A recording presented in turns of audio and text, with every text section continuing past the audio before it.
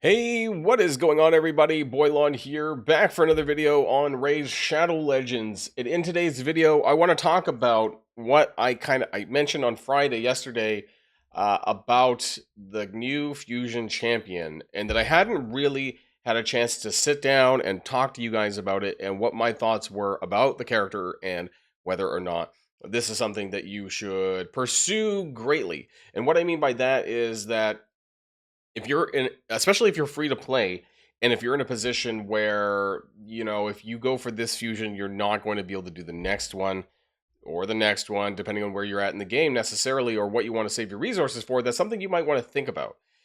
There is, so not confirmed, but there's some rumors that there's going to be a Titan event after this fusion event, which is probably going to give the Red Star souls for this guy. I even actually forget his name, which is why I said this guy. Um, for Folan, we're going to be talking about him. We're going to be talking about his kid and what other things that you might want to think about before going too hard on this. Now, yes, I know this video is after I already did a video about Summon Rush. And am I going to complete the fusion? Probably. Because I will for sure. Because for me, where I'm at 16 months in, I'm also a bit of a spender as well, that completing fusions isn't really that difficult for me. But not everyone is in the same position as me, so I want to be kind of at least as objective as possible about this character and where you might use him, and whether how hard you should go at him, or if you should be sacrificing other things to get this done. Now, before we get started with the rest of the video, though, make sure to use the QR code in the top right hand of the screen if you want to make a brand new account, alt account, whatever you want to do. Grand Oak Padraig, absolutely free. Sargala Tagor and Verican the Fat, level 10, 20, and 30. Don't forget, you can also get Pelops the Victor, absolutely free. Legendary from the anniversary event, who was also a fusion and way better than Folan Silverhart. But anyways, use the promo code RAID7 to get him within the first 48 hours of a brand new account. Let's talk about Folan. Let's talk about his kit first of all, before we go into more details.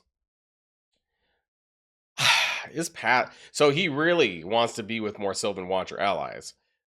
Receives 10% less damage from AoE attacks, and ignore defense against this champion are 10% less effective for every Sylvan Watcher ally, including him. So you get a total of 40% with a full Sylvan Watchers team on a regular arena team, for example. Whenever this champion attacks, has a 30% chance to turn weak hits into normal attacks, and this chance increases by 10% for each debuff on the target. So kind of neat, right? Like, he's definitely like more like a arena DPS champion. Like, he's an arena nuker, I think. His PvE applications are very low and limited. A 3-hitter, okay, I mean, like, this might be okay in the Macreal meta for A1. Actually, you know what? There might be some early Fire Knight value, just not for Fire Knight hard. Each hit has a 30% chance of increasing the duration of a random debuff on the target by 1, up to 50% with books. A2, Bind and Break, AoE 2-hitter. Deals 10% more damage to each enemy for each debuff on them. Will ignore unkillable and block damage. Okay? His cooldowns are very high, which makes it very, you basically can't use him in PvE unless you're fully booking him. His A2 is on a cooldown of 5, can be brought down to 3, but again without books. And his A3 has 6 down to 4, but again you need those books. Those are extremely high cooldown abilities, which makes it sound like, yeah, this guy's like a PvP kind of character. Not even a long-term wave clearer like Doom Tower or Cursed City or things like this, because those are long cooldowns, but I digress. His A3 is a 2-hitter. First hit has a 75% chance of placing decreased defense debuff, and the second hit can do block passives. Now, block passives is a very interesting mechanic. It shuts down a lot of annoying PvP characters that have passives that can either protect them from death, that they do stuff right, that survive. A lot of the mythical champions, for example, there's quite a few of the major ones that can do this. Nace, for example, turns into the Crow. Sigfriend or whatever, right? Like, doesn't he have like a fatal save basically, and all those other characters that do it? Marichka, for example, who revives people on death, right? So there is some application there on some really annoying PvP champions. You do need to book that because you need that to get that to 100%. And then applies a debuff spread and place them on all enemies. So you're basically doing AoE block passives. So that part is interesting, right? This is primarily a PvP application. So you might get some value out of this character for faction wars and things like this, But, there's other characters that can do that. Attacks all enemies one time. So it's a two-hitter on the first target, and then an AoE everywhere else. Ignores 20% of the target's defense. So he's probably he's gonna hit decently hard. He is an attacker, but his cooldowns are just so high. PvE wise, this is not a character that you're gonna get really any good application out of. It's almost like 90% PvP, but in this case, it's debuffs for PvP that you're not going to get a ton of PvE value out of. Usually PvP champions are very good at wave clearing and stuff like this in PvE, where you would actually maybe potentially use them. Block passive skills. I'm not saying this like indefinitely, but it's not something that I really need when it comes to wave clearing in PvE aspects of the game. So I think this, in fact, could be the worst fusion of this year. Originally, I actually thought that reward went to, and maybe that's because I didn't need her, Noldua, who is still sitting at 50 for me. Like, she does have an AoE revive, which is great. But other than that, I haven't really thought about using her too much. She wasn't necessarily bad, but as far as her kit goes, the attack up only works with Solinar, and otherwise defense down is pretty easy to find on even a lot of epics. So the main thing that she had was that revive all, but that was mostly from, like, I would say, a faction wars perspective, right? Got an enfeeble, but again, you can't play this place on bosses, and the weekend's nothing really amazing, although it does that instead. So I didn't think that Noldua was super, super amazing, but she has decent ratings. And so I think actually now that goes, for me anyways, I think that title now goes over to, what's his name, to Folan, because I think he's actually worse.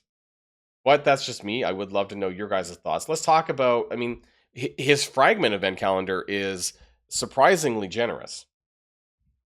There's a total of 150 fragments, of which 130 excluding the leaderboards, because most people aren't going to get that.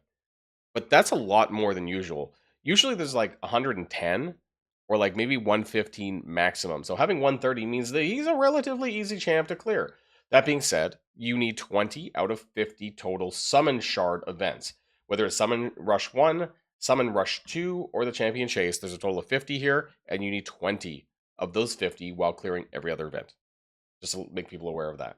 Now, as far as the Web of Corruption event goes, this is going to be lasting for the next 2 months, till August, mid-August. We have Folan Silverhart here right now. Raya the Mourned, I think, is never going to be guaranteed. I think that she's just going to be a handful of progressives like this one for Summon Rush, which we've seen, and some other, progressives over the next 2 months.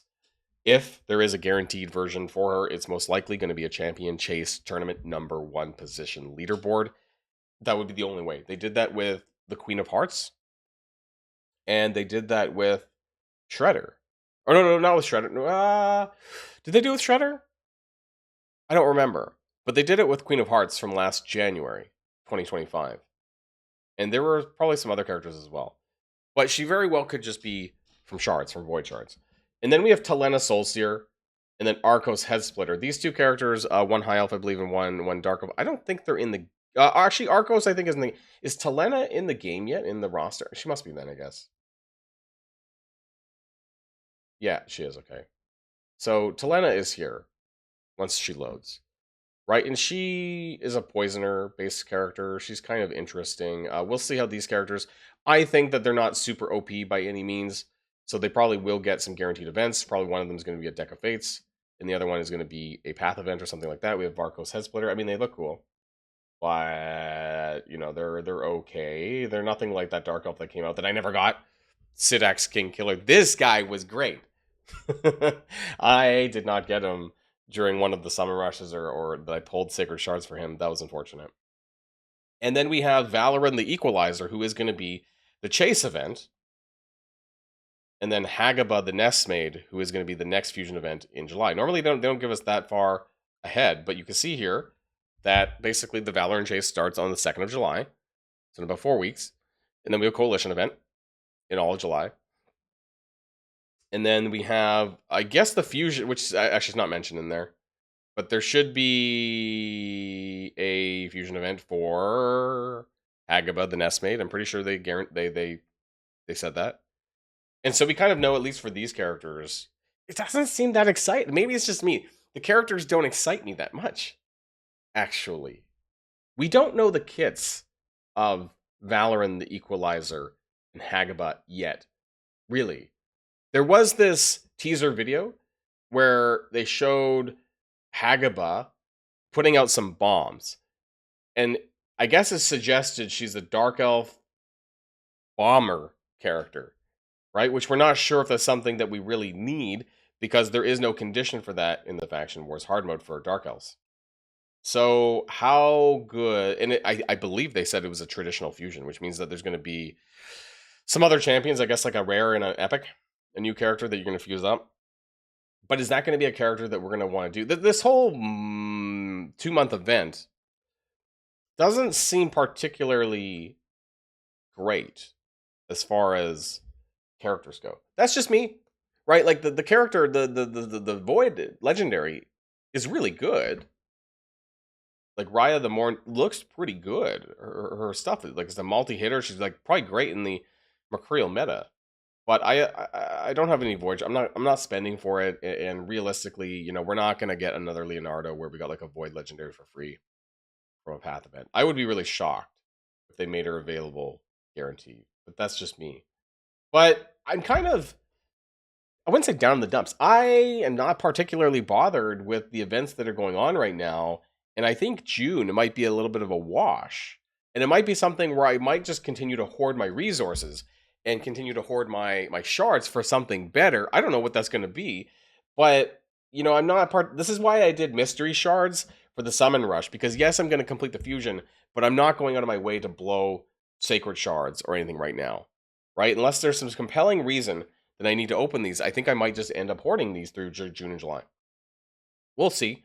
Right, I reserve the right to change my mind, but I'm not going too hard on events right now for this Web of Corruption. It's just not super exciting to me. But maybe I got it all wrong, and everyone loves this guy, and please let me know, right, if that's the case.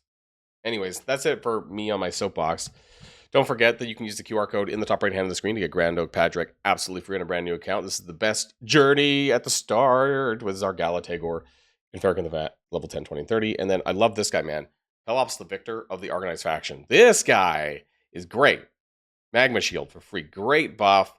I mean, this is a fusion. This is a good fusion, which was in March. And you get this absolutely free on a brand new account. So raid 7 within the first 48 hours of a brand new account. That's it for me, everyone. Have a great day, and I'll see you all in the next one. And if you like this video, make sure you hit that subscribe button if you haven't already, and you'll be greatly helping out the channel. Have a great day, and I'll see you guys on the next one.